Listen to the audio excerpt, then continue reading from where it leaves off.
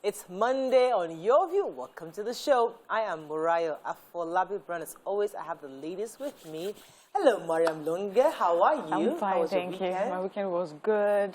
And this weekend, I got a few reviews on my book. I just feel like I haven't talked about my book in 2 weeks. I need to vultures to the rescue, the cleanup crew. And what I really love about the reviews is when I hear the children say, we learned that vultures are important to our environment and we have to protect them. For me, that is a big deal. And it makes me feel so proud, you know, because I wrote a book, but I did not realize the impact it will have across nations. You're missing the objective. Yes. The objective is to not change the mindset of vultures. Yes. And that's happening. And it's happening, and I'm excited about that. Fantastic. Yes. Now we should do like tours where you go to schools, talk about the books. All that's coming. All that's coming. Yes. Once I'm done with the curriculum department, all that's coming. Yes, you have it free to go. To just go around school. How are you doing, Nima Akasha? I'm fine. I've been dealing with a lot. Someone said to me that I don't talk about my work on the show. I don't think that's true.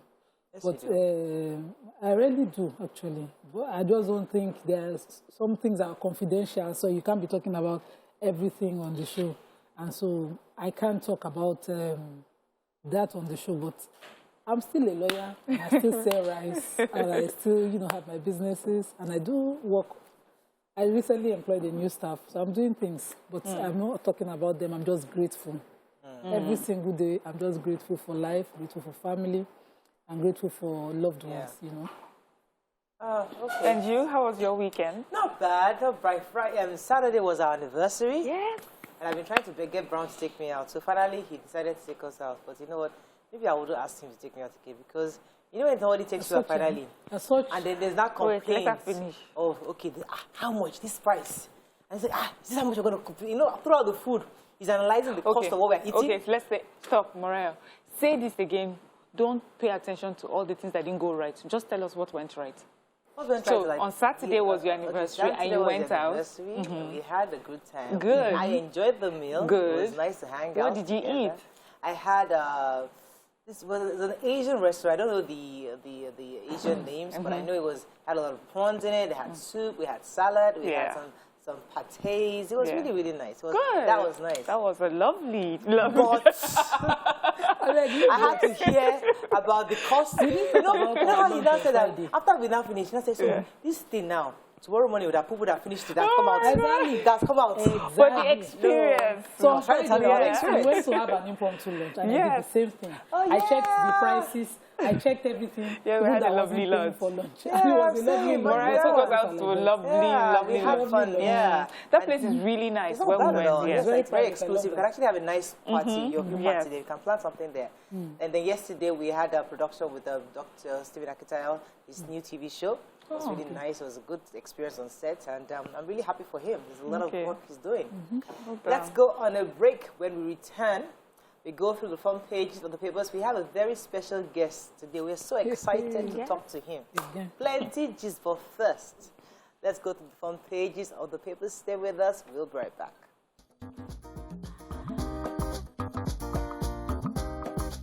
Stay tuned. Your View will be right back. Okay, we're going to start with the nation. Governors meet today over new APC convention date. Expectant mom, 8 others die in Kwara Road accident. Sylvia, inspection failure to blame for toxic petrol import. Why MFF won't channel $100 billion loan through the Africa Development Bank, says his president. Fare hike, fear of passenger drop grips airlines. IPPI is not suitable for varsity system, says JAM registrar. Alapin seeks support for Tinubu's presidential bid. And how Oyetola trounced Aregbeshola's man. Okay. Yeah, so air passengers, air travelers, we may now start reconsidering flying to get to their destination because the airfares have gone up, they said, at the weekend, to the point where it's 50,000 as the base price. That's for economy, for an hour flight. And the airlines are saying this has to do with the increase in the price of aviation fuel, which has increased from 190 naira per litre to 400 naira per litre. And so, of course, this will affect airfares. So the question is, we have land, we have roads that are not so good, we have rail that is still, being worked on. So the options have become even more limited with the hike in prices. 75%, and I would say that the reason, one of the reasons, because the sector has been deregulated, so it's going to be it's market forces that is determining. Yes. But also they also worried about the cost of operations, saying that they have to increase. I think it's about 40%. I think that which is the cost, and is a problem for them. So some 5% increase is a lot. It's a lot. Okay, so yes, you want to take another story? The Minister of State for Petroleum, Mr. Timipe Silva, he said the failure of inspection is what brought this toxic petrol that caused the scarcity in the first place into the system. Speaking on his behalf was his media aide, Rochas Okorocha, and he is urging Nigerians to be patient in the same tone, taking responsibility, saying that failure of inspection brought this. Once again, I wanted to read his word. He said, he believes apology by NNPC is unprecedented and shows that we are on the government side are not okay, that we on the government side are not afraid to take responsibility. And I'm wondering, you have said something nice. Kuma, shut up at the end. Because you see, when you take people for granted, it's like, okay, I don't tell her sorry now. Waiting, I won't make her do now. Maybe I don't say sorry. Maybe I don't tell her sorry. That's the way it is. But people have lost cost. People are still queuing up. The consequence of it is still there. We have not even settled it. It's not like it has gone away as fast after a few weeks. You're not saying unprecedented. No, it is beyond an apology. Consequence. Failure of consequence is what we got here. Those people whose cars broke down should already be filing mass action. One person should start, class action. Someone should start it. Other people should join it. To get their cost of their cars. Get somebody to get them back to the situation they were in before this nonsense happened. You're right. But the truth is that the reality of Nigeria, that person right now is worried about getting to work the next day, using public transport, making sure he's in the office, his salary. So he's taking advantage. He's taking for granted. But Nima, as a lawyer, I don't tell you sorry now. When we see Oyinbo movies, we have lawyers that go out of their way to get the victims of whatever situations to file Of course. Yeah, but we don't know that mass action suits. They do. Okay. Anyways, we have to find somebody who can gather all those guys together. Just find one person. Okay, I was going to take the human interest story in the nation. So 9 persons are dead yesterday in an auto crash involving 2 vehicles in Ilorin, Kwara State capital. The victims were included a pregnant and expectant mother was part of the victims. 8 persons, all men, sustained various degrees of burns. And it was learned that it happened at 8 a.m. Opposite Ilorin International Airport along Ilorin Ogbomoso Highway, and it was a Toyota Corolla who was trying to get into the express, but didn't look properly. Didn't realize there was a bus coming, a Toyota Hiace commercial bus before the accident. So there was this collision that happened. I mean, it's really sad. But most of them have been taken. The survivors were taken to University of Ilorin Teaching Hospital mortuary. I mean, those who passed have taken to the mortuary. May their souls rest in peace. Really sad story indeed. Moving on now to the Punch. Convention APC battles consensus crisis as Buhari governors meet on Tuesday. We won't leave APC, Aregbesol's group vows as Oyetola defeats Adeoti. Anti-Aregbesol's protests in Lagos, demonstrators berate minister. Ondo kidnappers slip off, abducted community leader escapes. Nursing mother on bail for illicit drug rearrested with tramadol. Others strike. ASU NEC converges in Abuja today to meet the federal government. Fuel scarcity. Private depots hike rates. More filling stations may sell above the 180 naira to the liter. Okay, which stories? Yes, so this community leader in Igasi Akoko, that's in Akoko, northwest of Ondo State, Chief Ojo Ajaguna. He was kidnapped by gunmen on Friday, but the story is that he regained his freedom. He said that he was able to escape when the hoodlums fell asleep. So he escaped and went back to his community. And also the police have verified this story. I was just saying that it reminds me of the story of in the Bible where the disciples were locked up, the apostles were locked up in prison, and then the angel came and opened the gates and they walked out. So probably this is what happened with this man. God made them fall asleep and they escaped. I'm just so happy that, he was able to escape. But I hope that the continuation of this story is that first, he may be able to tell the police where these people are and they are arrested and prosecuted for this action. Okay, so Aregbesola, the faction of the APC, who are loyal to the Minister of Labor, Minister of Interior, Ralph Aregbesola, have said that despite the results of the last primary that happened in Osun State, they plan to remain in the party. As many of you recall, the winner of the primaries was the incumbent, the Governor of Oyetola, who had gotten over 222,000 votes against his challenger, Moshood Adeoti, who had 12,900 votes. And he was speaking exclusively to Punch on Sunday. The secretary of the faction, Lani Baderiwa, said the group predicted that this might happen, and they're still consulting amongst themselves. But what is most important is that they don't plan to leave the party as of now. And I think Nigerians must accept that, listen, internal democracy means that we will go against each other, but at the end of the day, we are working together for one objective. So, because people were carrying coffins over the weekend, what that does is totally vilify democracy. Yeah. We're trying to make democracy a beautiful system, and by doing that, we can choose to agree. You can go against me, but at the end of the day, we must all agree to say, okay, we're going to support whomever it is that we. So I think that's what democracy really is about. And those people carrying placards and carrying coffins were totally out of place. Petroleum products, again, have gone up. According to the National Public Relations Officer of the Independent Petroleum Marketers Association, IPMAN, petroleum products are being sold by private depot now at 167 to 170 naira per liter. And so at some filling stations, you start to buy, people are now buying at 180 naira per liter. And they are claiming that because of that cost difference, of course, it might even go much higher. The federal government insists that, it is still being sold at the controlled price of 162 to 165 naira, but that's not the case now. And I'm hoping that they look into this as quickly as possible. Yes, let me take one more story. NDLEA have arrested a woman. In fact, it's re-arrested a woman called Mrs. Rashidat Adebayo. She's a nursing mother, and she had been arrested once before for, having illicit drugs on her, and she was let go on bail. And she was rearrested while involving herself with, while she had with her all sorts of drugs. They say tramadol and, many other drugs with her. Obviously, this is not a woman that wants to be rehabilitated, so exactly, unrepentant criminal.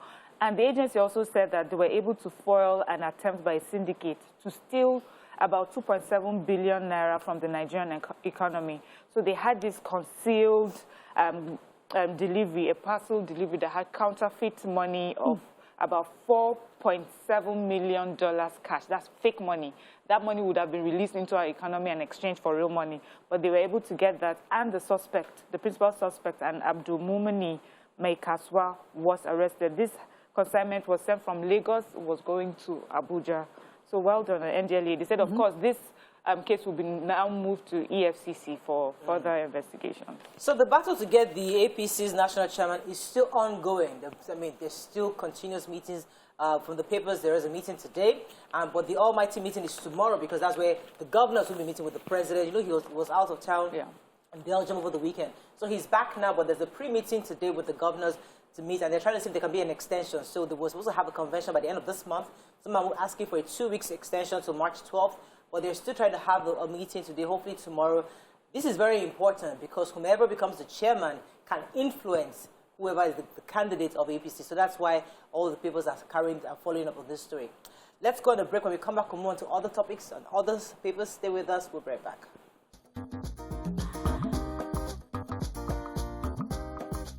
Stay tuned. Your View will be right back.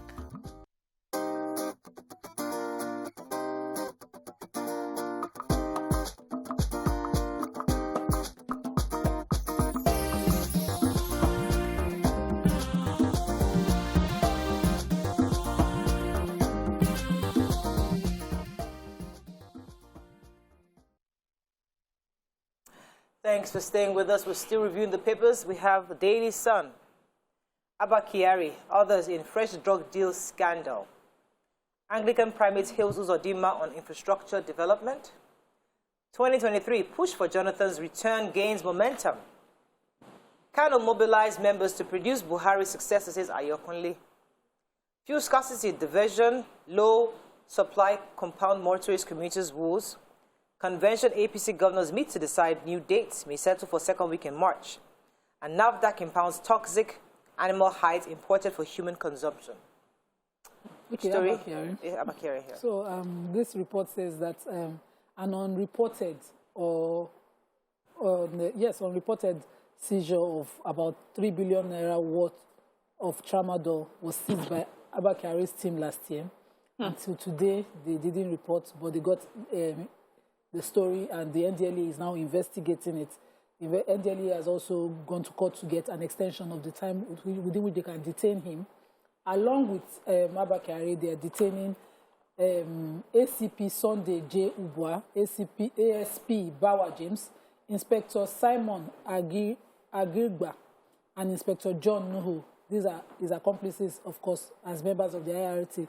They seized these tramadol consignments in the warehouse in Lagos, supposedly imported by a pharmacist who probably, I want to believe, has his papers.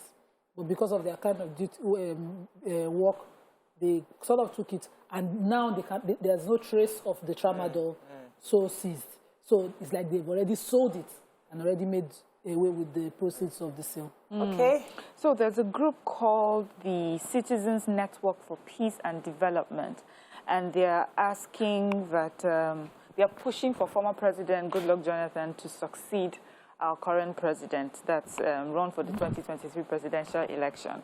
They say that they are ready to mobilize at least 8 million citizens to return Jonathan to Aso Rock.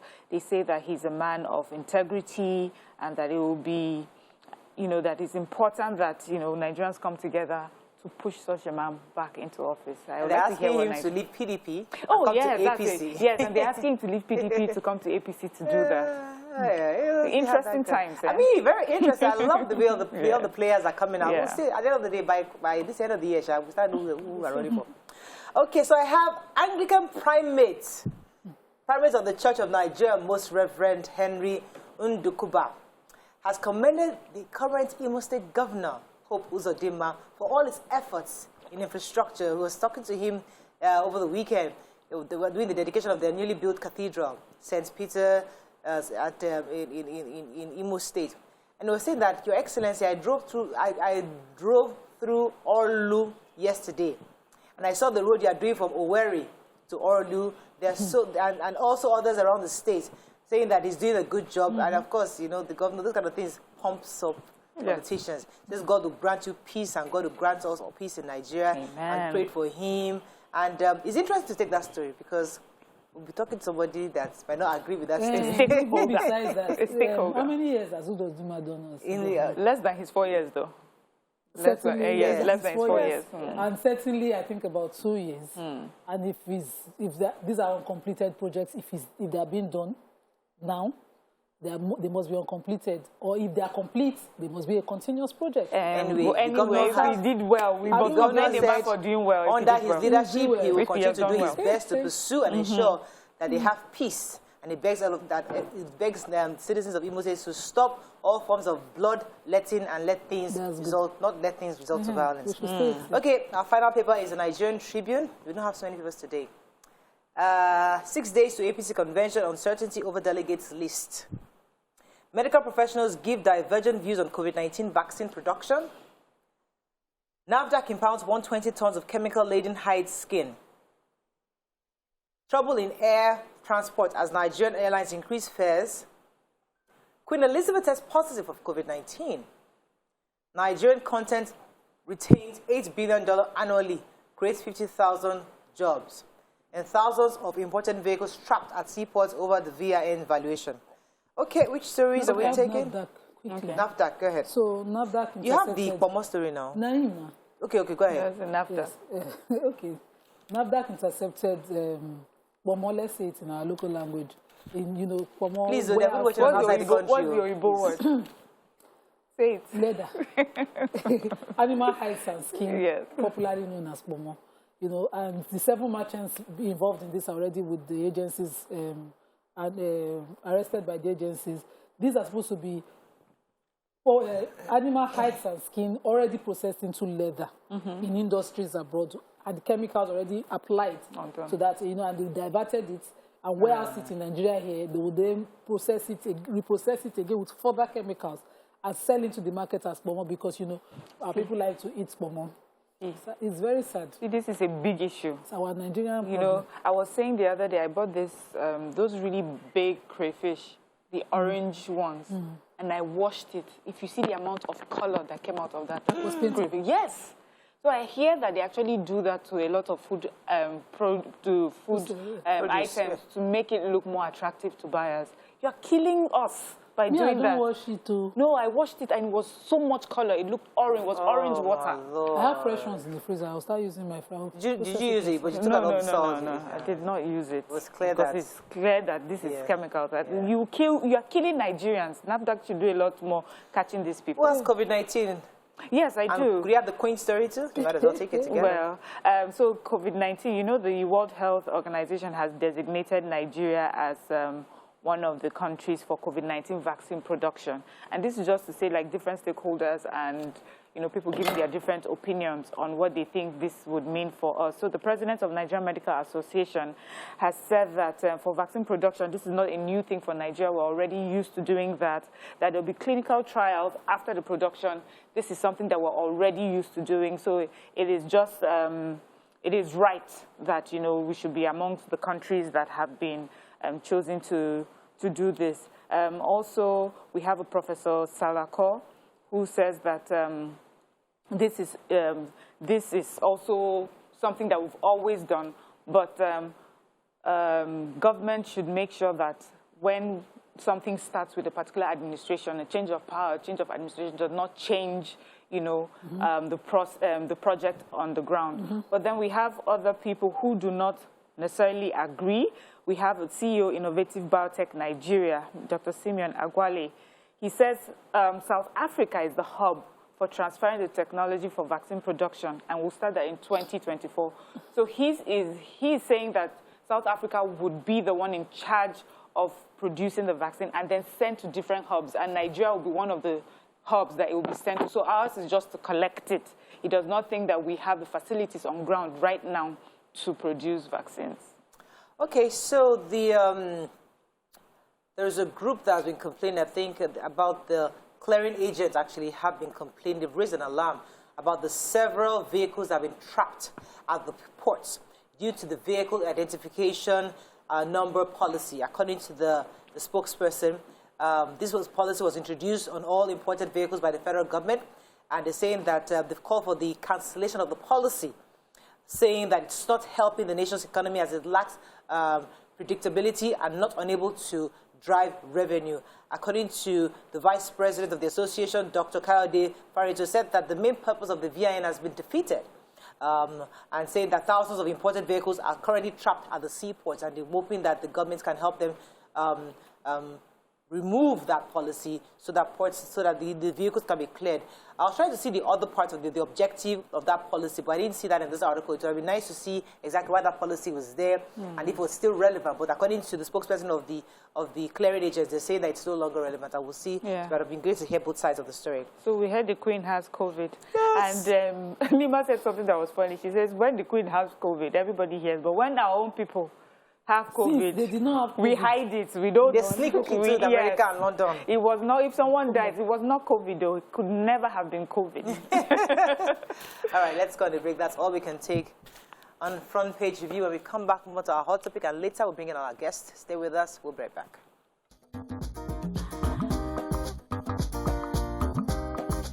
Stay tuned. Your View will be right back.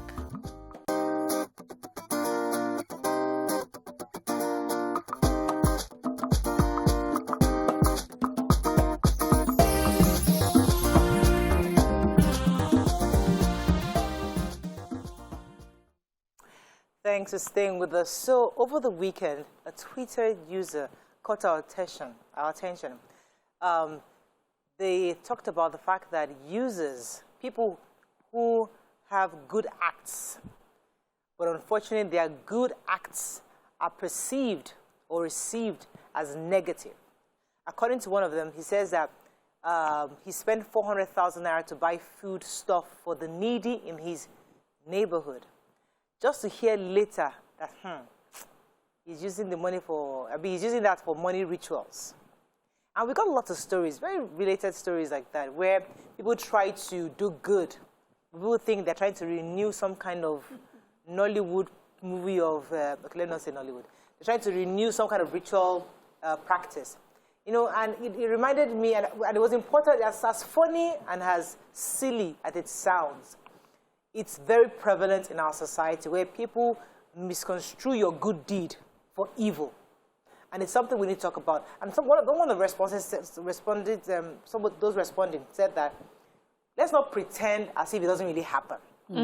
That it actually happens. So when people are afraid of it, it's not because there's no iota of truth or possibility in that statement. I don't know. What are your thoughts on this? Is that what our society has become, where we can't even do good without people misconstruing it for evil? Call us on 081-270-53687, 09139076948. You can also tweet to us at TVC, hashtag YourViewTVC, and send us messages on YouTube and Facebook. We'll be happy to hear your thoughts.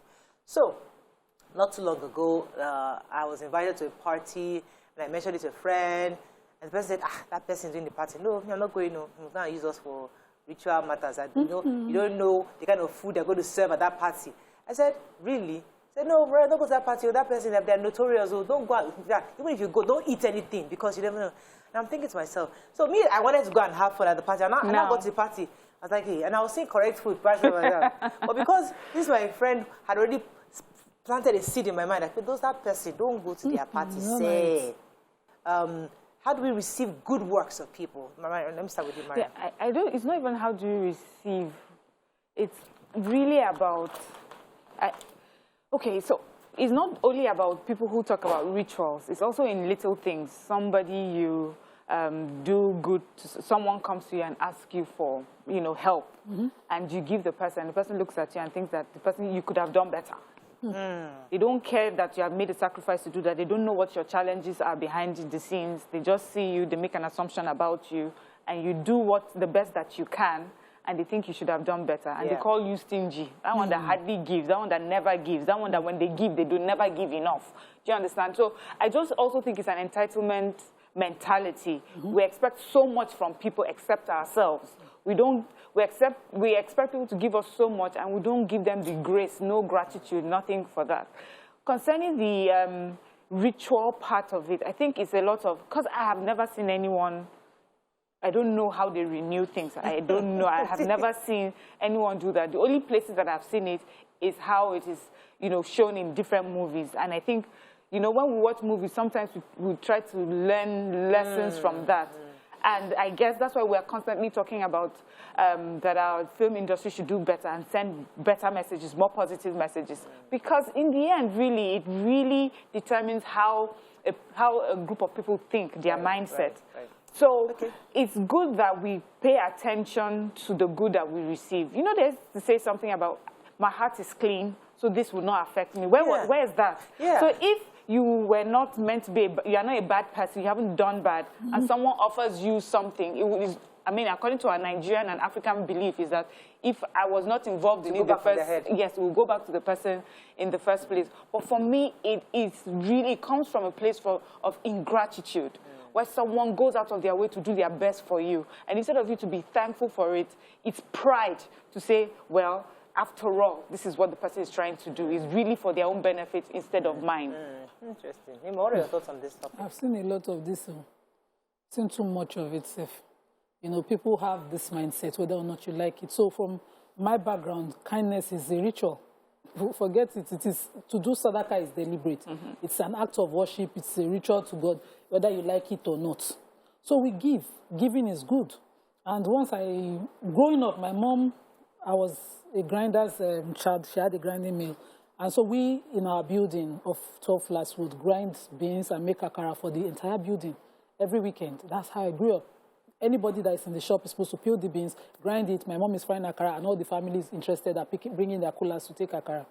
And so when I got married, I started doing it, as you know, and it bonded us because those people, we moved from neighbors to family. So I started doing it with my neighbor, and I did the first one, she took it. The second one, third one, she come and say, beg no verse. Then tell you make it, they do something because you never born, you know. And imagine that. He asked me if it was for a purpose, and I was like, but because I had seen it. Some people, they would bring puff-puff to them, maybe in remembrance of a loved one. They say, no, it's ritual, I'm not eating it. I would sit down, buy fizzy drinks those days. I would down the whole food because in my house, it was a norm. My mom, even where she moved to, it was normal. And my mom thinks that for you to get the grace that you get from God, you need to give to those who don't have. Yes. If you don't give it, apart from us being Muslims and it was preached, she will push it into your ears till you go deaf. So if you don't give, when you have something, she say, Shebi, you are tight-fisted. You don't ask for God's grace. God is giving you, yet you cannot give. So I thought it was normal. But I heard people who would say, someone once turned back food from my family and said, no, tell your mom I'm tired of this thing. What is it for? I said, thank you. I did not take it home. I sat somewhere and ate it up. This thing is from our religiosity because, especially for those of us in the Christendom, you know, many Christians don't eat salami because they feel like, oh, it's a sacrifice. So it's part of that thinking of, what is this objective? Why would you just fry akara and start distributing? What if there was an objective? What if, like in that case, that person knew I was asking God for a child? So why would you not see a problem? Do you have a problem with me asking God for a child and giving you something? If God... And if use their own child to get your child. Is it if it was premeditated that, okay, if I'm kind to you, God will out of that grace bless me with the child. A problem? Do you want to block it? I don't get it. Now, talking about that, I remember growing up, for me, where I grew up, there were lots of Hausa Muslims. So it was normal. My grandma was the mama of the Angua. So when it was Christmas, she would cook and we would go from house to house and we'll take food, rice and chicken to every house. And if my grandma should miss a house, they will come and meet her. Oh, so you did not send rice to us. And when it was Salah, we would get all the rice and stew from different houses. Our house was full of food. And then other Christians who were not maybe so well-known or popular in the street, we would take to them. People used to come to our house to just collect food. And then there was this big tray. We used to always sit down. My grandma would put rice and chicken and we would sit down. All of us, did not matter your religion, your ethnicity, would all eat from the same plate. But what I noticed, which I see is a bit different here, was there was another sect of Islam that came and they were a lot more, into, no, I don't want to use that. There were a lot more, they believed that there were some things that they should be separate. And my grandma would send us to those houses to give food, and they would not collect the food, and they would send it back to us. It bothered my grandma, and I remember some of our friends come and say, is this sector? They have said it is not right for us to eat food from Christians. But when I came here, I hear people say that Christians actually don't take food from Muslims, which was not my story. But I have seen, yes. But also, I remember there was one time I was at, it was here in Lagos, I saw that behavior. I'd never seen it before. This person I'd never met before saw me at a fast food restaurant, stood beside me while I was ordering, and then followed me to the car and said, I'm so hungry. I went in there hoping I can get a meal. I'm so hungry. Can you help me? And I think I gave the person 500. The person looked at me and said, only this. I was in shock. I have never seen, because where I come from, when you give people something, no matter how small, they are grateful for it. So I just always felt that Lagosians are different. But for them, it's not only about giving. You have to give and expect it. That's called fanbara. Those ones negotiate what they But you see, I mean, growing up, many of you know that I grew up a Muslim. So, like, I think, because I was a Muslim as a child, and I was a Christian as an adult. And the difference that I saw was that in Christianity, you wait until the church or the pastor says, we want to give towards this. Oh, there's this orphanage, or there's welfare offering. But as a Muslim, it was part of your daily thing. Like, it was what we do. No imam to remind you. It's every single day you're constantly giving. And giving was almost like my mom would buy food for even the birds. When I was a child, we used to feed the birds. We used to buy sesame seed. And they would come all over. You see thousands of birds. She doesn't allow anybody to go there because for the birds. She kept it clean. Wow. She kept it very, very clean. It was normal for her. Then giving out to go to Kano Street, it was normal for us to just cook excess food. And give. But when we get a Christian, we'll wait for the church to instruct us or to tell us, okay, this weekend we are going for an outreach. Yeah, come and donate something. And I think that was where the difference is. But either way, the culture, the real conversation we're talking about is the fact that doing good now is not accepted as good anymore. People feel that there's an ulterior motive. And how do we change that culture? That's largely because, okay, I'll talk as a Muslim, that's largely because some of us now started to prescribe the kind of kindness you would do. So if you are looking for wealth, they will say, there was one told me, said you give sugar, you give salt. I was like, since when did giving have a description? You know? But that thing I just talked about, in fact, when I was on bed rest, I have a book of series I was going to written on that alone. You know, you want to get married. I started seeing that. When I joined the show, someone sent me a DM on Facebook asking me that, do you have Afa?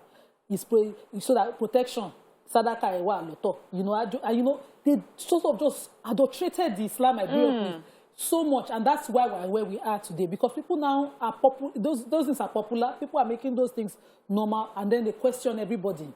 Giving never used to have barriers, and for Islam, it doesn't.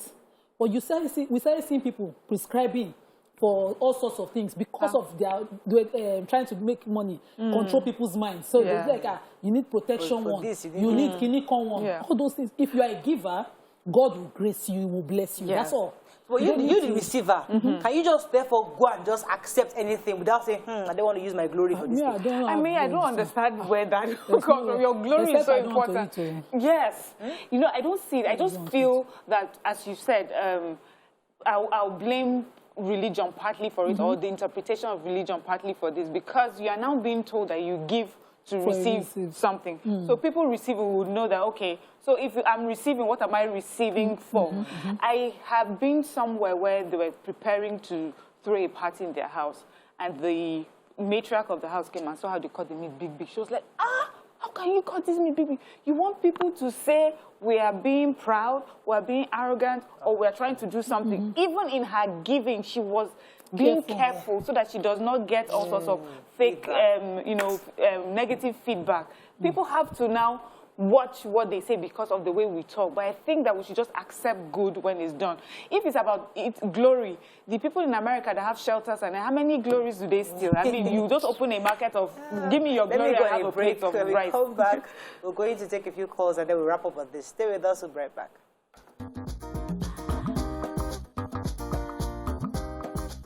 Stay tuned. Your View will be right back.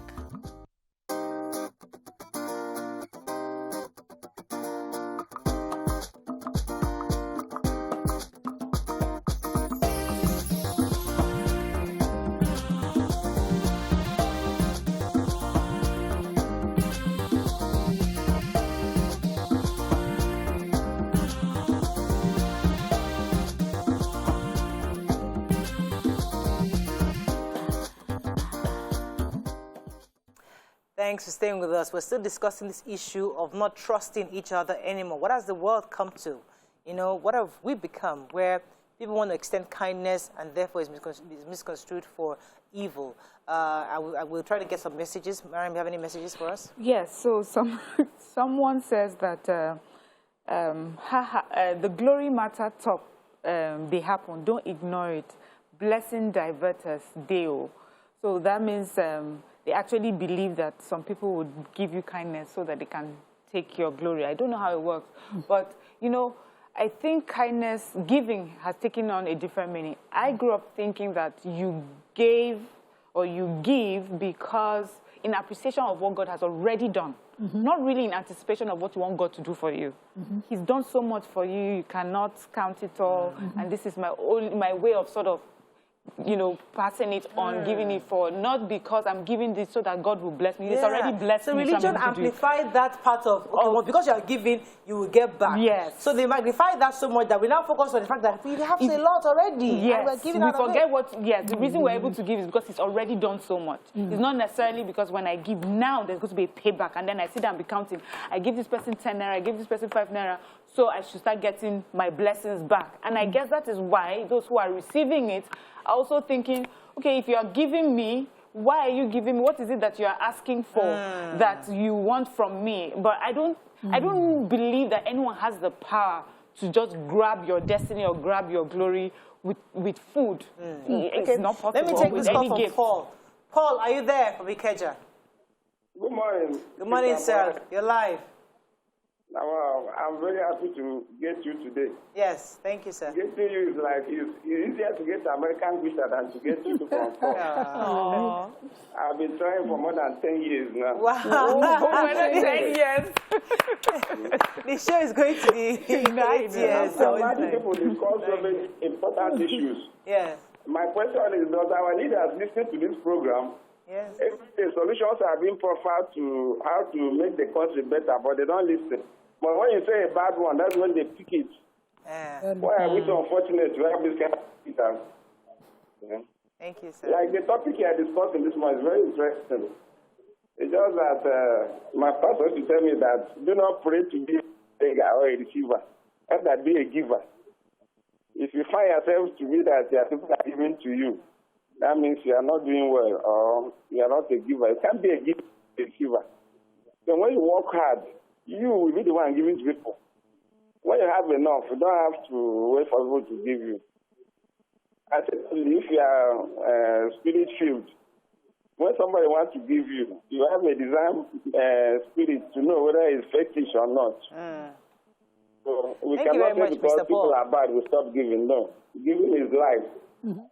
God himself. Thank you, Mr. Paul. I remember a movie that I watched, and the woman was advising. I mean, somebody was part of this money ritual thing. So what the woman was trying to tell, I remember the conversation where she was telling the guy that your friend who is poor, he doesn't have money, suddenly wakes up tomorrow and says, I want to throw a big party, and he has this big party. Can't you be discerning? Because in the story, they already used him or whatever. They maybe took his glory or whatever. So they were reviewing what happened and said that you have of course that you're probably. So somebody who doesn't have money wake up tomorrow and say, I'm doing this big party and invite you to that. You went there, you're going to eat. How are you going to eat? He doesn't have money. How did he get money to go and buy cow? I hope he was not selling drugs. So is that perspective that Nollywood brings to you? And another thing is, anytime you are in real life, somebody invites you, and I start thinking, can he really afford this party? Yeah. What exactly? The one Baba tell him to go and carry cow and come and use us for, So these are the real conversations in our own Nigerian context. Let me add that to your context. This person's message, Benedicta Dayton says, for me, I would say we should not blame religion. We have our own minds irrespective of what the pastors say. Growing up, remember how our parents say, don't take things from strangers. Yeah.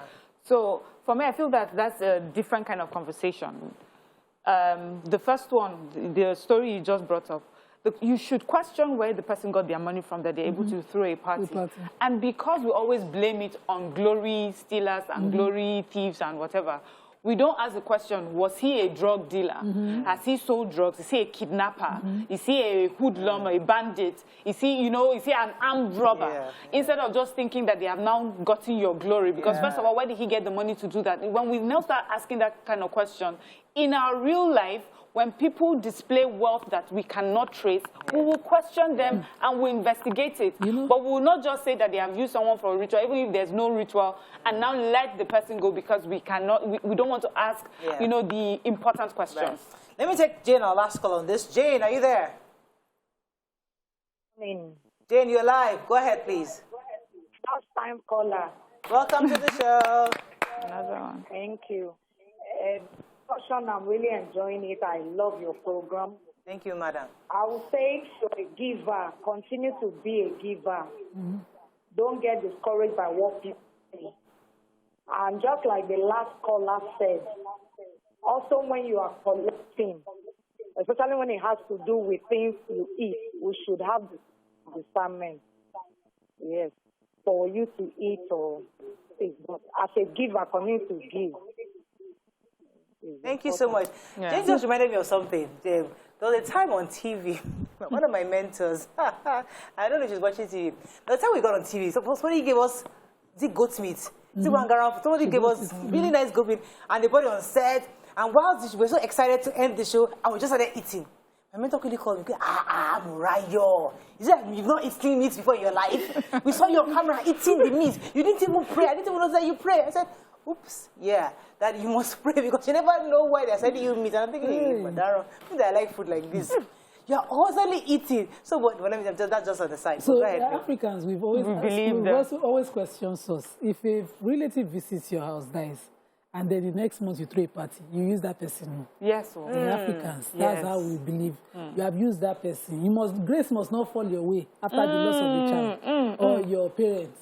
You must not buy a house, buy a car. So that's a neighbor. Not even a family, but even a neighbor. So you must not, grace must not fall on you after a bereavement. It means that something is fishy. Yes. But let me take John Ibinu's comment. He says, I'm sure you have heard of Owo Anabo before, where they give you money, and because it touches your other money, it takes away all the monies within the same bundle he touched. I don't subscribe to the suspicious people, but sometimes caution is needed. As Christians, that's why there is the need for the Holy Spirit to speak to us or have the spirit of discernment. Some abuse the intention of giving. It exists, and so we shouldn't throw it away. So this is what I do practically. If I have to pray at your house before I start eating, as I have to pray, yes, I will never eat at your house. There's no point. Why are you even visiting the house where you don't make trust?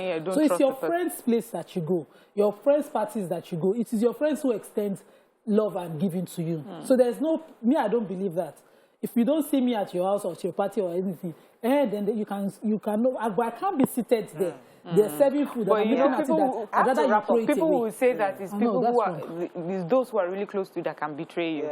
So that's why some people make. Anyway, we have to wrap up on this, but it's an interesting perspective. It's an interesting conversation to have because that's the reality, and it's important that kindness, no matter what you do, God understands kindness, and He sees it from the heart. It's not about what you give it; it comes from within. When He sees the motive, and there's a belief that I have that. Me that I'm busy, because I know I like food. I say, Father Lord, because you know I like food, just because you know my own heart is clean. Whatever it is, Father, let it go back to sender. So me, I eat. I eat. I thank God for the food. I don't stop food. But let us. Poor people. That is all we can take on this segment. When we come back, we have a very, very special guest who will be joining the ladies on an interesting conversation. Stay with us. We'll be right back.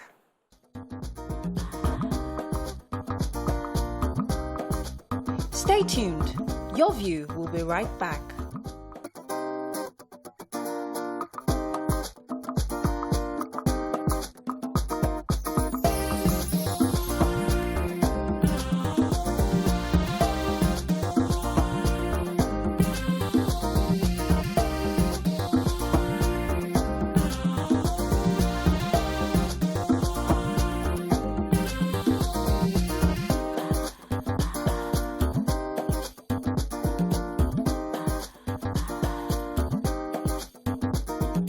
Thanks for staying with us. So joining us on the show is the former governor of Imo State, Senator Rochas Okorocha. He'll be speaking on issues, diverse issues, from state of the nation to insecurity, his impasse with the current governor of Imo State, Senator Okorocha, and it's called all the other issues with him and his state.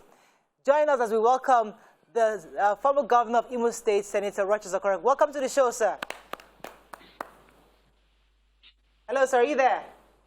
Thank you. Thank you very much. It's a pleasure having you. Yes, very much. Thank you very much. I can hear you. All right. So let's start with your most recent declaration for president. Everybody was excited to hear of your interest. However, what's happening in your party? Because it seems like they've not totally agreed on this selection of who their candidates will be. So what's going on within your party, and juxtapose that with your desire to become president? Do you think you have a chance within the party to get the ticket to represent your party presidential candidate? Well, thank you. First, I'd like to, when you talk about party, you're talking about nation, Nigeria. We're talking about election, we're talking about Nigeria. I start by saying, God bless my country. God bless Nigeria. I love this country. Answering your question, what's happening in my party, the APC, is very common with Nigerian politics, and it's not peculiar with APC. I think this is what we've been trying to get right since the inception of democracy. We're going to have a convention. This has been changed, and all because I guess the party is trying to put our hands together and see how these positions will ensure unity within the party.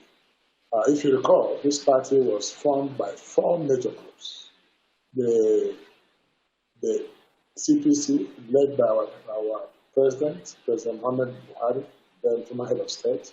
Asuwaju Ahmed Tinubu, who led the ACN, and the leaders of NPP, there are so many of them, who led the NPP into the merger, and of course, my humble self, who led the APGA.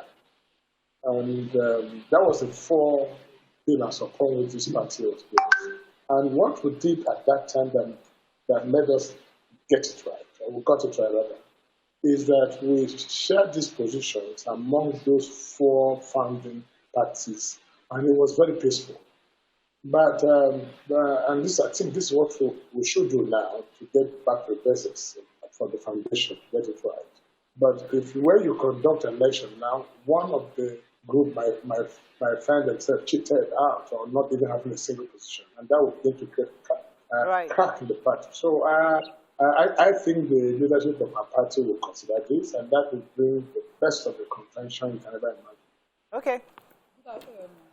Senator, sir, recently you went to see the president on the EFCC continuous harassment, as you put it, of your person, and their insistence on not obeying court orders. So you have a subsisting court order restricting them from prosecuting you or, investigating or prosecuting you.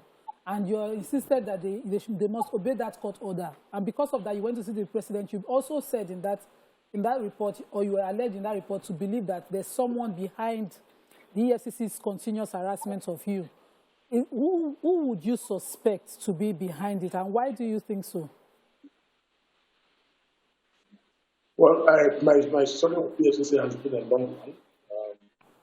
And it didn't start with the present chairman. But it's something that started when I was a governor. Just 5 months to my finishing as a governor of Imo State, the EFCC, for what they called an allegation, freezed the entire account of Imo State. For the EFCC was ran salaries to the workers directly. I'm not allowing them to access money for food for 3 months. And that was really the worst of the sign I saw. That was actually what led me to go to court. And I said, if this gentleman could start this way, then it means there are bad plans about what to do with me immediately I hand over office and once I lose immunity. That was what made me go to court. And I got that court order at that time. Then when EFCC came to court, they said they had no issue with me. So I was wondering. But shockingly enough, when the government of Imo State, then who wrote that petition, even when they were not the government? Now, for some reason, wrote petition to EFCC and got EFCC to investigate me, while they also set up a panel to investigate me. See, I was being investigated on the same issue of administration by Imo State government and by EFCC. That again took me to court to say, listen, this is double jeopardy. Who should actually investigate me? I'm up for investigation, but can I have one person? Not today, somebody is investigating. I'm not where I'm being called here. And ICPC had also investigated me while I was in office at that time on the same matter. So that was what made me went to court. And the matter was subsisting in court when the EFCC announced that I've recovered 5.9 billion naira from my account. That came to me as a huge shock. And I demanded to ask, where is the 5.9 billion? I wrote to the EFCC, I addressed the press. Today, EFCC have not been able to show me why they got the 5.9 billion. But meanwhile, my name has damaged all over the world that somebody who took 5.9 billion. Then again, I wrote a petition to the Attorney General's office asking, why am I under such a humiliation? And luckily enough, the Attorney General's office wrote to EFCC to say, are they aware of these matters that I caught in this order? Within that period, I got arrested by EFCC again, and I was locked up for 2 days. And when I found out that they seized my passport, when I found out the letters from my Attorney General's office wasn't working, my court order wasn't working, the matter being subsidies was not working. I went again to court in Port Harcourt, demanding for my few human rights, addressing these issues. Now, EFCC has prejudged me, and EFCC has disobeyed the court order, and the EFCC is aware I'm in court over which to investigate me, and they have gone ahead to investigate me and arrested me and they marked my properties. Some of them I got over 30 years ago. So that was why I got a judgment against the EFCC. Right. When I got that judgment against the EFCC, and the EFCC now came back again on the day I was declared and announced that I've been charged to court, which I have not started. So I think that's why I believe that some people somewhere were actually doing this evil. And you know, EFCC must investigate, no matter how rubbish the allegation is. They must investigate them as well before. All right, great. Okay, distinguished Senator, we have read in the news over and over since since you left office as governor, it seems like you and the current administration seem to be at loggerheads. And when we're talking of things like unknown gunmen, just fighting in your state, we've had the current governor say that there are some big people behind it. Even though no names were dropped, some people thought that it may mean because of you, because of the relationship that you have right now. Why is it so hard? Why is it so hard for you and the current administration of your state to have a smooth transition? Governors come, governors go, and even though different parties, but the people of Imo State should be more important than the politics. Why is there so much, there seems to be, at least based on reports, there seems to be so much friction between you?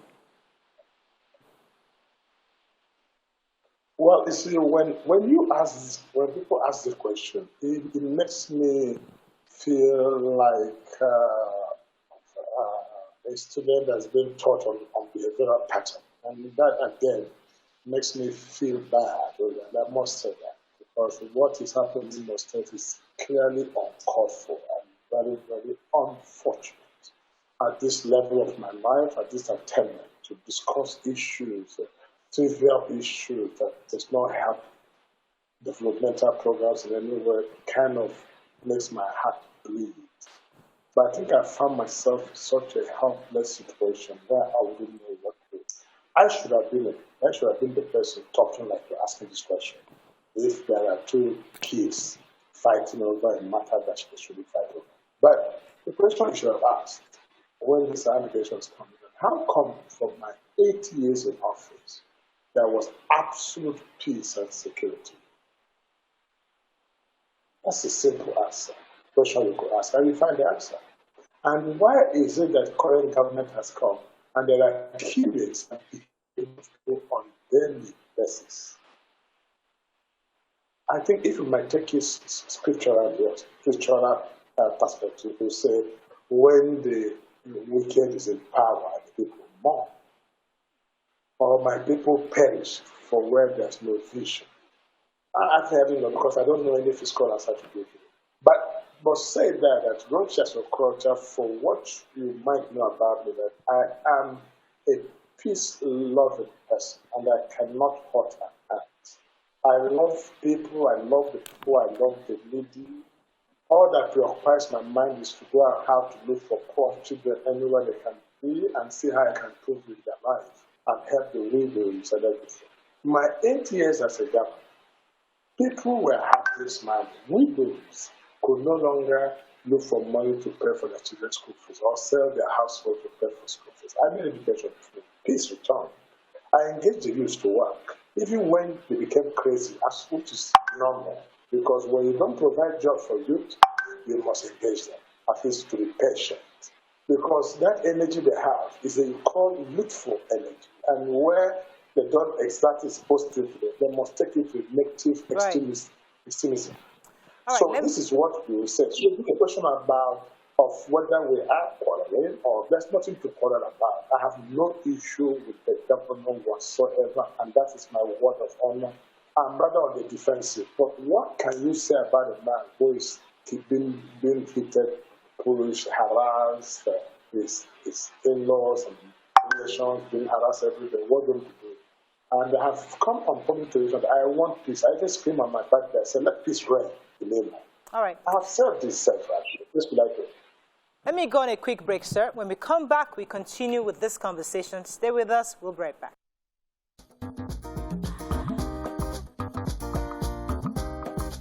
Stay tuned. Your View will be right back.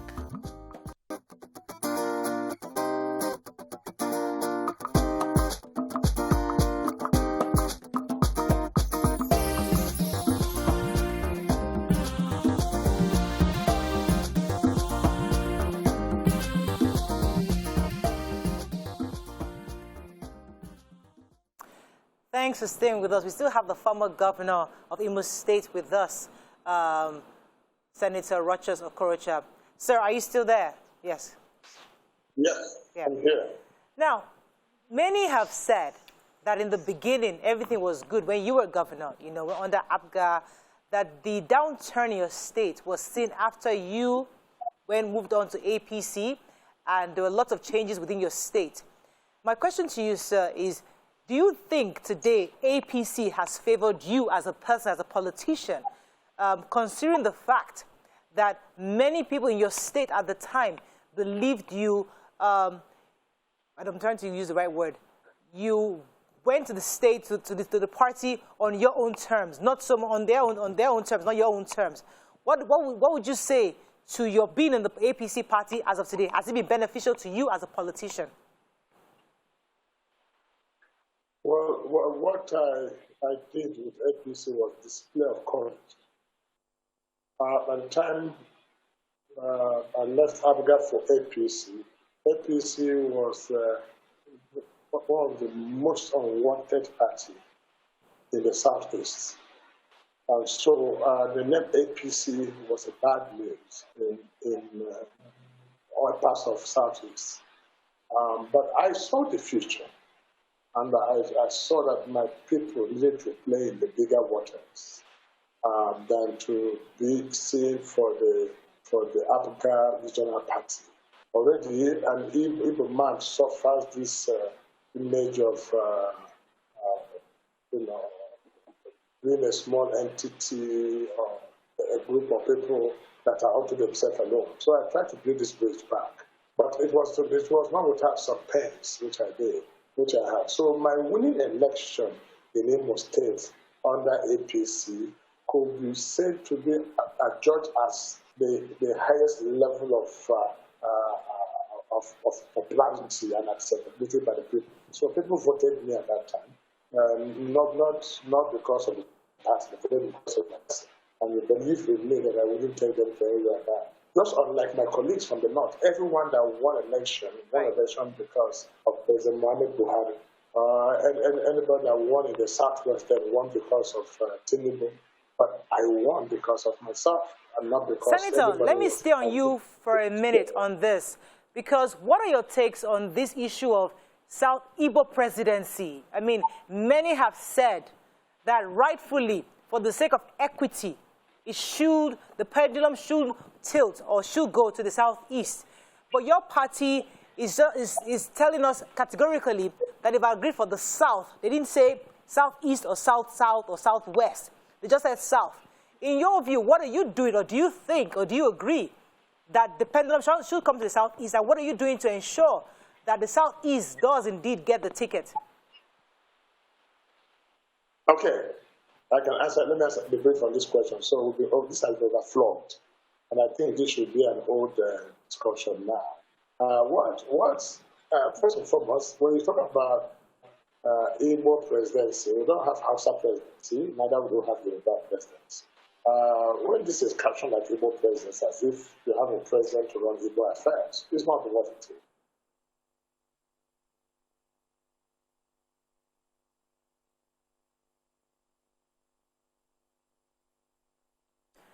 Okay, we're having a bit of technical issues as always.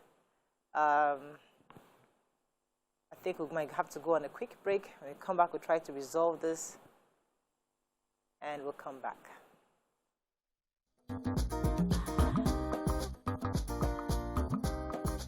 Stay tuned. Your View will be right back.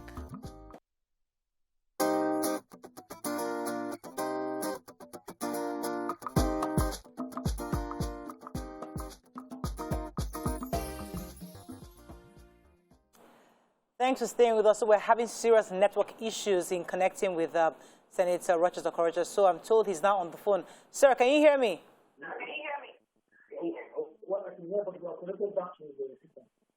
It's a bit low. Can you hear me, sir? Okay, it's hard to hear you properly. Maybe the volume is low. You're responding to my question concerning APC zoning the presidential candidate to the southeast.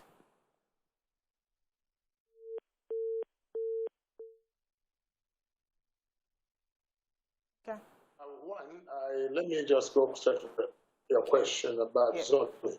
Yeah. I said there's no point trying to trivialize the matter by saying Igbo presidency, just like we don't have Yoruba presidency, Hausa presidency, Efik presidency. We have a nation, one nation called Nigeria, and we should be proud of this country. Okay. Go ahead. In my case, I'm not running for president as an Igbo man. I'm running for president as a Nigerian, and I'm not going to lead Igbos. I will lead the Federal Republic of Nigeria. But what we're talking about here is equity and not democracy. Equity for peace, equity for unity. Because if you talk about democracy, democracy will always allow you to, those with the highest numbers should always continue to rule. But we're talking about equity, that Nigerians may remember that of the tripod upon which this nation is built, this particular leg of the tripod has never been given opportunity to try to lead the affairs of this country. Right. So the feelings down east is that Nigeria not find out of 40 million persons, one person who can at least lead this country. I might be surprised that the new Nigerians have been waiting for might eventually come from the east, the Nigeria of our dream. So I think equity should be seen, to be done. But where that is not in the minds of the people and everyone want to contest, Rochas Okorocha, is up to task, and I'm running because of what I think I have upstairs, and not because of the name either. All right, because we run out of time, let me throw in a few more questions for you. Yes. Okay, so, in the past, because you mentioned your relationship with the present governor of Imo State, you also mentioned that you have implored him to allow peace reign. I would like to ask, what was your objective? Did you think it was a good decision during the elections to field your son-in-law against him and not support him, because your son-in-law still had another party platform where you supported against him in the elections? Was it a good decision at the time, and was it about the Imo State people, or was it family decision? Well, I'd like to, first and foremost, I'm sure you know what is called an in-law. An in-law is that person that you may not have known about his background, his birth, about anything about him, but eventually finds your son or your daughter and fell in love, and both of them have agreed to get married. And that, in the first place, wasn't your arrangement, but a divine arrangement. But remember that the same person comes from a different family background, different orientation, and he's a man on his own. So for me, it sounds absurd when people say, I took my son-in-law. The gentleman always feels insulted because you are removing the man in him as if you cannot take a decision.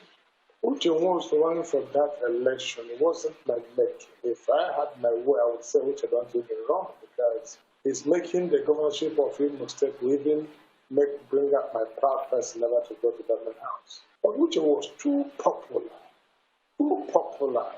that even asking him not to run would be a minus for the party. It was too acceptable among the youths.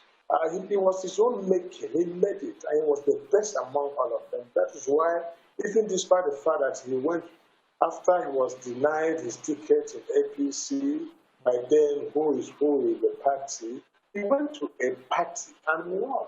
You know Uche came first.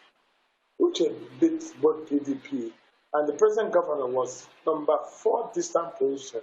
So how would I be talking about man? Am I not an in-law to somebody? Right. What is wrong? So I think this nation should... Okay. talk about something. Sir, sorry to stay on this question. This is about my. This is about my opinion on this. You were the governor at the time, and both of them were like your sons. Was it not possible that, because he lost at the primaries in the APC, you'd have advised that he stays, supports the present governor till, after the elections, and then wait another turn? Could that have been possible? Did that idea cross your mind? At what point? After he lost in the primaries with the APC. No, at the point they were running for election, the current governor was not in the calculation. He was not even one of the, nobody believed that he was going to run for election. It was very unpopular to start with. Uche came first, Emeka came second, Arume came third, before Hope came fourth. But when what happened through technicalities happened at the court, Uche was one of the first people to go and support him. I even went to support him. I was sick. I had food poisoning. I had drip on my hand. I covered myself with Babariga to go and witness his being sworn in as a governor. So we have shown every support. I showed, Uche showed, everybody showed. So it's not about whether or not supporting. It's a different kettle of fish. But I think what I understand is that there are players of the game who might think that by distorting my base, that will give some kind of disadvantage for the project I have for Nigeria. But all right. Listen, the project I have for Nigeria is much more better. All right, let me get a few more questions in for you, sir. Go ahead, Mariam. Okay, so yes. Talking about your candidacy, because that's where we are today, the present-day Nigeria is one of insurgency in the north, constant kidnapping on our roads, widespread poverty, millions of out-of-school children, and an administration that seems to be struggling to handle it or even understand it. What do you think you will be bringing to the table? What are the experiences and achievements you think you have that would make a difference if you were elected president? Thank you. I think this is one of the best questions that I thought I'd be talking about. And these issues of EFCC, Imo State, those things are no longer issues before. I'm looking ahead of this great country called Nigeria. And I like the question I've asked because I'm not opportune to listen to your program, this widely used program. And you make an concern, right? When you express your concern and I listen to you, I just laugh. I say, my people are dead for lack of knowledge. Because the truth is, if you don't understand the problem of the country, you cannot bring the solution. And I like what you just asked about what experience. Now, experience comes with track record, who you are before becoming what you want to be. What I'm bringing to bear in this country is passion and vision. And that's what I think I have. If I don't have this, I have no business with them. And when you talk about insecurity, you talk about poverty, lack of power, the question I will ask you is that, what is it that Nigeria has? Or what is it that America has that Nigeria does not have? What is it that Japan has that we don't have? Or what is it that UAE has that we don't have? Even Korea of yesterday. This question is asked. There's nothing God has given to America that is not given to Nigeria more. There's nothing God gave to Japan that didn't give to Nigeria more. What we lack is management of the resources God has given to us. And there are two resources given by God to mankind. It is called human and material resources. These are two free gifts of nature. So when you hear about this crisis, it's all in the center point between human and material resources, which I have developed to be the reason why we are where we are today. Nations that have managed their human and material resources effectively are called developed nations. Those that have failed are called poor nations. So, my dear, your problem is not insecurity. All right, Senator, because of time, I need to ask you this question. Because of time, I need to ask you this question. Because of time, I need to ask you this question. In your view, what do you think President Buhari could have done better? Many people have complained that he hardly speaks to us, and he hasn't been able to harness the resources on all the various regions. You know, yes, he's done quite a bit on agriculture. We've seen that. They're building a few more roads. But Nigerians still say there's poverty in the land. In the midst of all he's trying to do in his accomplishments, the average man on the street is still saying, I can't feel it. So what do you think he's doing wrong? And how would you do that better? Specifically. Well, this question is, Buhari is Buhari, and he's a man on the stand. Buhari has not finished his examination. He has one more year to go. I will make serious comments about Buhari when he has finished his exam. Nigerians can mark it. But the point I'm making is, and you have just said it, Buhari has done the much has done in agriculture infrastructure, but it's still not enough. It's still not enough. What I would do, and that's why I want to advise that what I would do things, a bit different. For instance, I would say that there will be free education in Nigeria. How about that? To start the human capital development, so that every child counts. I will say that, and I will do it. But how can I do it?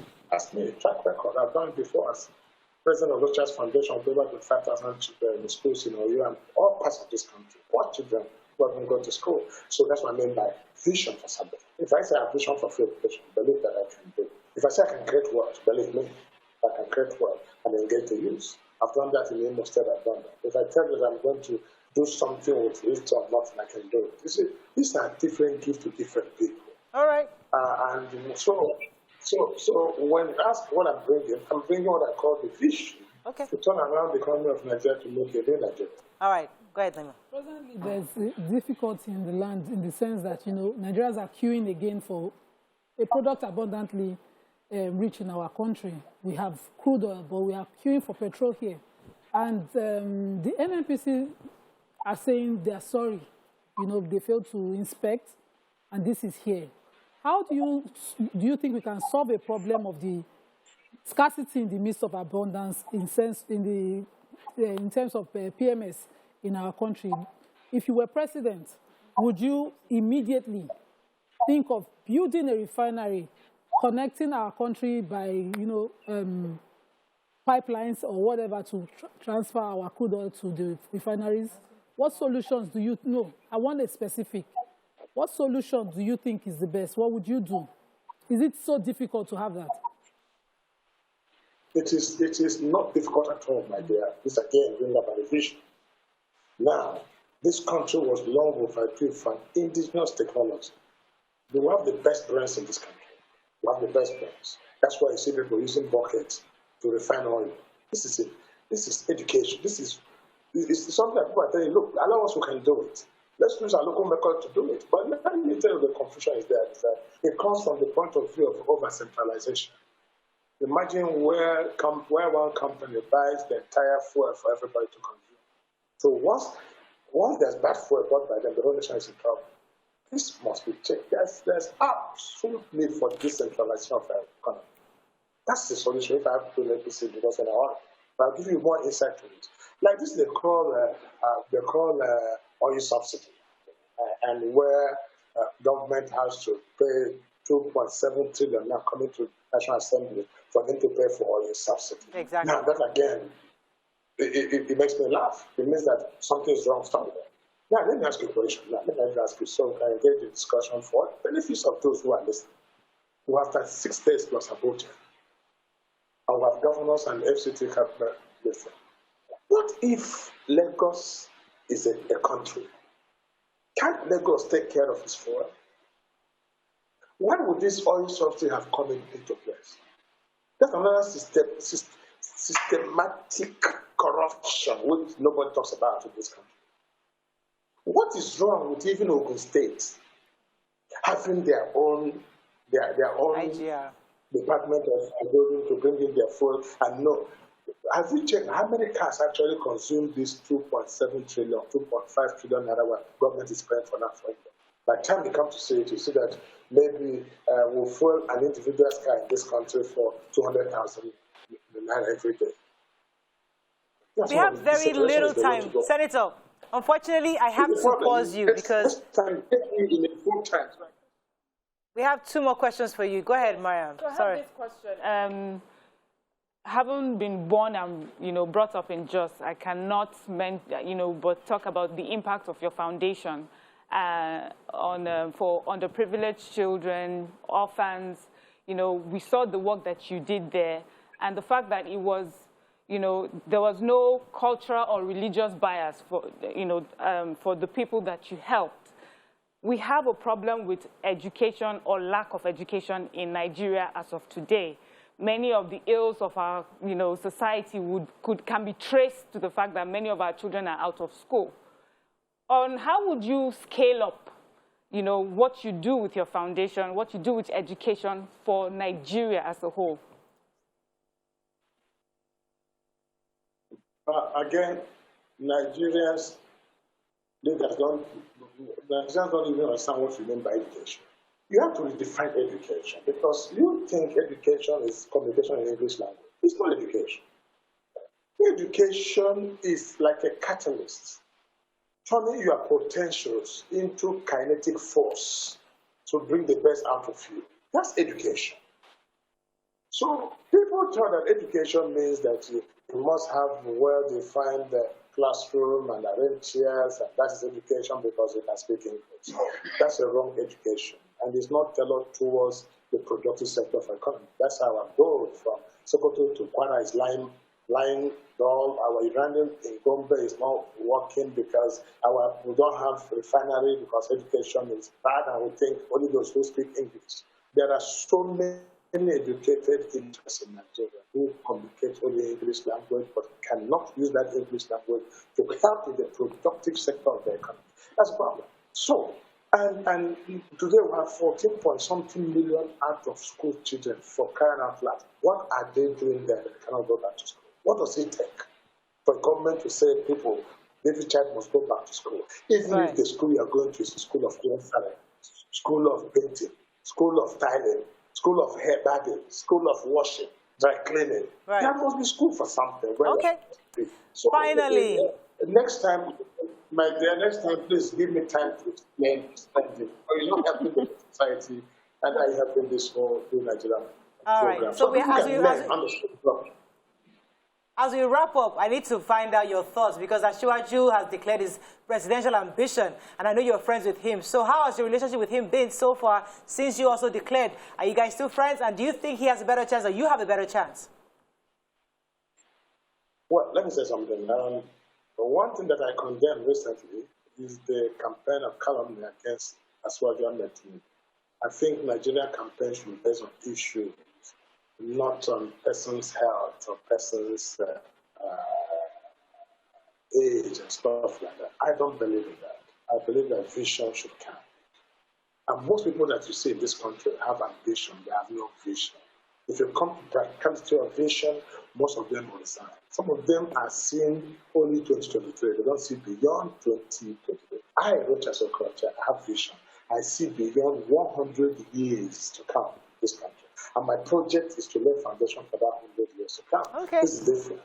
When I sit down with Asiwaju one-on-one, I let him profile his solution for this country, and I tell my own, if his is better than mine, I'll subsume my vision. Okay. Vision from him.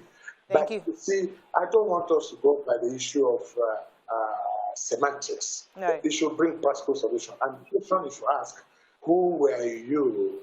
What have you been able to do for yourself, your community without government? Or are you a manager or a cashier who simply can spend government funds to give contract? That makes you think you have achieved anything. That is not Rochas. Rochas is the creator of work, and that ambition, not ambition. Fantastic. Thank you very much for joining us on the show today. Thank you. We've been speaking with the former Governor of Imo State, Senator Rochas Okorocha. Thank you very much, sir. It was a pleasure having you on the show. I hope you enjoyed yourself with us. And I do. Next time, I'd like to talk about families with you, because I like your program. Forget about this politics. I want to help. We can schedule you back. This time. Yes, for family issues only, and what can make society better. Great, we love that. So bring on Senator, on a Thursday, we'll bring you, because that's when we talk about family issues. So it will be great to hear your perspective. Okay, so bring me on Thursday, and you'll be surprised where the problems started for this country and the role that you women must play where men aspire. Oh, we can't wait. We can't wait. Our producer will schedule it. Thank you so much, sir. It's a pleasure having you. That's all we can take on the show. Have a great day. We'll see you tomorrow. Bye for now.